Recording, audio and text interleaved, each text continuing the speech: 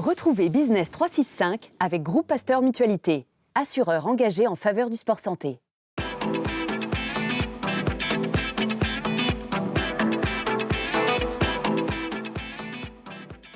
Business 365, c'est parti avec un premier invité, Christophe Kunkel, qui est le président, le patron de la boîte éponyme, l'entreprise éponyme. Bonjour Christophe.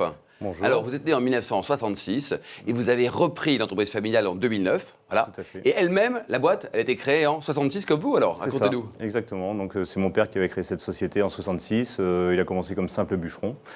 Il était bûcheron. Bûcheron. Où Voilà. ça, en Normandie ? En Normandie, à Bayeux, à côté de Bayeux. D'où la Donc, cathédrale, bien sûr. Voilà. Et donc il a acheté une première scierie en 73 et moi j'ai intégré l'entreprise en 82.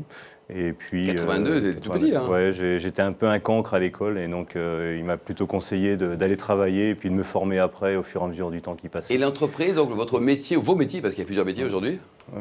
C'est fabricant de palettes, on est producteur de palettes, donc on distribue sur tout le grand quart nord-ouest de la France de la palette. Et pourquoi vous limitez ? Alors c'est très bien le quart nord-ouest, mais la France est grande et l'Europe est grande aussi. Pourquoi se limiter à une région ? Ce sont des problèmes de coûts de transport et la logistique coûte cher parce que le coût est important, le produit est volumineux, donc ça se distribue mal sur Bon, ce qui explique aussi qu'il n'y ait pas de Chinois qui viennent vous concurrencer, parce exactement. que c'est un petit peu long et cher, quoi. Tout à fait. Aujourd'hui, donc, c'est une PME, Christophe, 9 millions d'euros de chiffre d'affaires. Ouais. Vous ambitionnez 23 millions à court terme. Comment à fait. fait-on ? On rachète tout le monde ? Non. Alors j'ai fait une petite croissance externe ce mois-ci. Le 2 mai, on a signé le rachat d'une entreprise sur le secteur d'Honfleur. Donc on a récupéré 3 millions de chiffre d'affaires avec un petit potentiel supplémentaire qui est lié à leurs prospects qui étaient disponibles. Donc on pense monter à 12-14 millions avec ce rachat.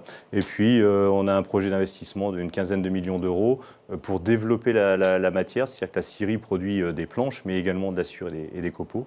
Donc nous allons monter une chaudière bois qui va nous permettre de produire de l'électricité et de produire avec les sciures et les plaquettes que l'on va sécher des granulés de bois que l'on distribuera sur la région. Et les enjeux de tout ce qui est développement durable, pour vous êtes au cœur de cette problématique, quoi. On est en plein dedans, donc on est avec des produits verts, donc l'économie circulaire, les circuits courts, tout ça c'est pour nous, donc ça va plutôt pas mal du côté marketing pour pouvoir mettre en avant tout. Et vos clients finaux, qui sont vos acheteurs de palettes en millions, que vous en produisez combien de palettes ? Aujourd'hui on en produit 1 200 000, cette année on va monter à 1 800 000 et l'objectif l'année prochaine c'est d'atteindre les 2 millions. D'accord, et les clients finaux dont vous dites ? Donc ce sont des industriels qui vont faire des produits finis tels que le ciment, le plâtre, le papier, du carton, des produits pharmaceutiques, des produits du bâtiment, du parpaing. Enfin, et il y a des produits qui existent pour substituer au bois, peut-être pour les palettes plastiques, des palettes alu, mais ce sont des palettes qui coûtent très cher et en fait qui ne peuvent pas être remplacées par le bois parce que le coût est trop important. Aujourd'hui, donc une PME de 49 salariés, c'est le hasard 49 ou c'est volontaire ? Pas du tout, non, ce sont des problèmes uniquement juridiques, sociaux. Donc quand nos nouveaux gouvernants prendront conscience de ça, ils feront peut-être sauter certains seuils. Qu'est-ce qu'il faut faire là ? On va faire 2 minutes d'écho là. On parlera de sport tout à l'heure là. Simplement faire sauter les seuils sociaux qui sont trop prohibitifs. C'est 67 nouvelles réglementations qui sont à mettre en application quand on passe le seuil des 50. Et c'est très compliqué. Il faut quasiment embaucher 2 personnes supplémentaires en administratif pour pouvoir gérer cette partie-là. Donc alors quand on passe de 50, quand on passe à 100, ça pose moins de problèmes. Quand on passe de 49 à 52, c'est pas possible, quoi. Donc c'est un très très gros blocage. Et pour vous, c'est un vrai frein à l'embauche, quoi. C'est carrément un gros frein, ouais, tout à fait. Si demain ça saute, vous allez embaucher plus de monde ? Bien sûr, sans problème. Donc là, il faut écouter tout ça, hein, les nouveaux là, qui arrivent au gouvernement, quoi. Vous y croyez ou pas ? Ils vont faire des choses ou pas, à votre avis ? Ils le savent, ils savent ce qu'il faut faire. Ouais. Après, est-ce qu'ils auront le courage de le faire ? Je ne sais pas. Bon, alors vous, à titre personnel, est-ce que vous pratiquez le sport ? Parce qu'on va parler de votre entreprise côté sport, mais vous, perso, vous faites quoi ? Moi, j'adore le sport. J'étais issu d'une famille de cyclisme. Mon père était cycliste. Mon grand-père avait créé un club de cyclisme dans le village où on était, qui existe toujours et qui est assez renommé. Moi, j'ai attaqué par le tennis à l'âge de 12 ans. Classé combien ? Aujourd'hui, je suis encore 15-5. 15-5 ? Ouais, à 50 ans, c'est bien. Ouais, c'est pas mal. Ouais. Et alors, vous, en termes de sponsoring, vous avez commencé par sponsoriser, on va prendre différents sports, le hand dans votre village ? Ouais, dans le village, ouais. Donc le hand, le ping-pong. Ils jouent en quel en D1 départemental. Ouais. Donc il y a le ping-pong, le tennis de table, donc on dit, voilà. Le tennis, le hand aussi. Ouais, parce que le tennis, je suis président du club local, qui est à côté de notre village, parce que dans le village, il n'y a plus de tennis. Mais... Il y a un bon niveau ou pas au club ? Oui, il y a un très bon niveau. On a une équipe de filles qui joue en National 3. Ah, quand même. Qui vient de battre ce week-end Strasbourg et qui, le week-end prochain, va à Fréming. Donc, À suivre, quoi. c'est pas mal. Et alors, évidemment, vous n'êtes pas très très loin de la mer, hein, c'est moins qu'on puisse dire. Non. Donc, vous sponsorisez aussi un voilier qui est à Granville. Un voilier à Granville, tout à fait. Ouais. Donc, on a un ami que l'on sponsorise depuis un peu plus de 20 ans maintenant. Ouais. Et donc, il régate, il y a les courses Ouais, il régate très bien d'ailleurs. Il est souvent 2e, 3e. Il fait les tours du port de la Manche, de Bretagne. C'est un beau sport, la voile. Hein. Oui, tout à fait. Ça vous inspire quoi comme valeur, les navigateurs? C'est la lutte contre les éléments, la mer, l'eau, la montagne. Enfin, les éléments, pour moi, c'est quelque chose d'impressionnant. Et donc, le combat de l'homme face à ça, c'est quelque chose. Homme contre homme, c'est compliqué, mais les éléments, c'est encore pire. Voilà, Quoi. c'est ça, ouais. Alors, quand on va du côté du Mont-Saint-Michel, on voit également vos couleurs avec un ULM. Tout à fait. Oui. On sponsorise également un ULM, donc une voile qui survole régulièrement le Mont-Saint-Michel.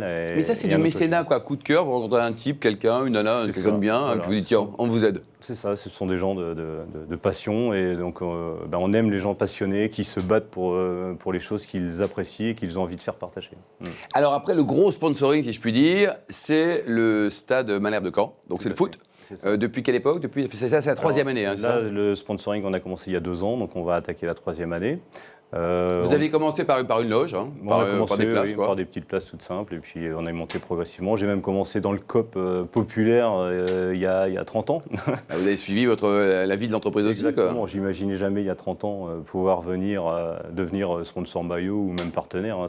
Là, vous êtes sponsor maillot, hein, vous êtes sur le côté. Quoi. Et alors ça, vous l'utilisez quoi? En relation publique, vous invitez les clients, voilà. Vous rencontrez les prospects ou vous fidélisez, ou les deux? On fidélise notre clientèle surtout, ça c'est un point important. On communique aussi auprès de nos fournisseurs, nos salariés, donc tout ça, ça fait partie dans tous nos réseaux, ça nous permet de faire profiter les gens qu'on connaît et de fidéliser l'entreprise.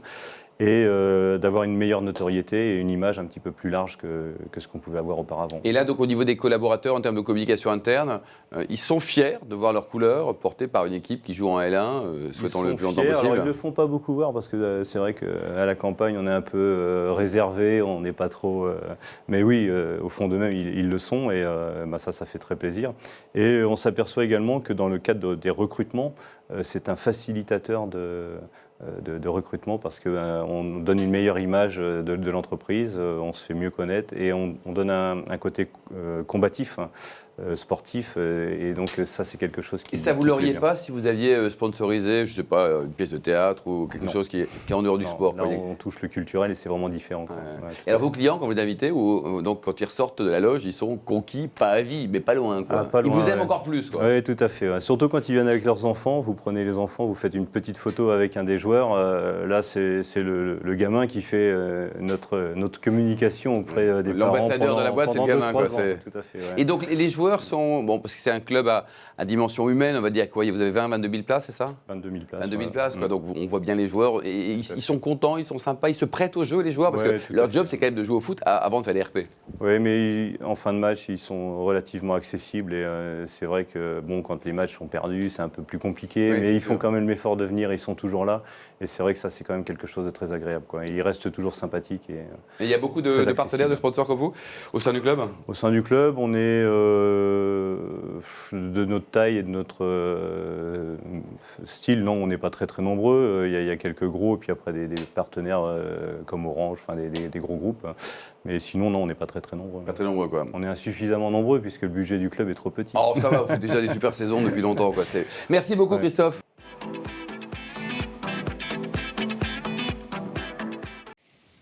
Business 365 vous a été présenté par Groupe Pasteur Mutualité.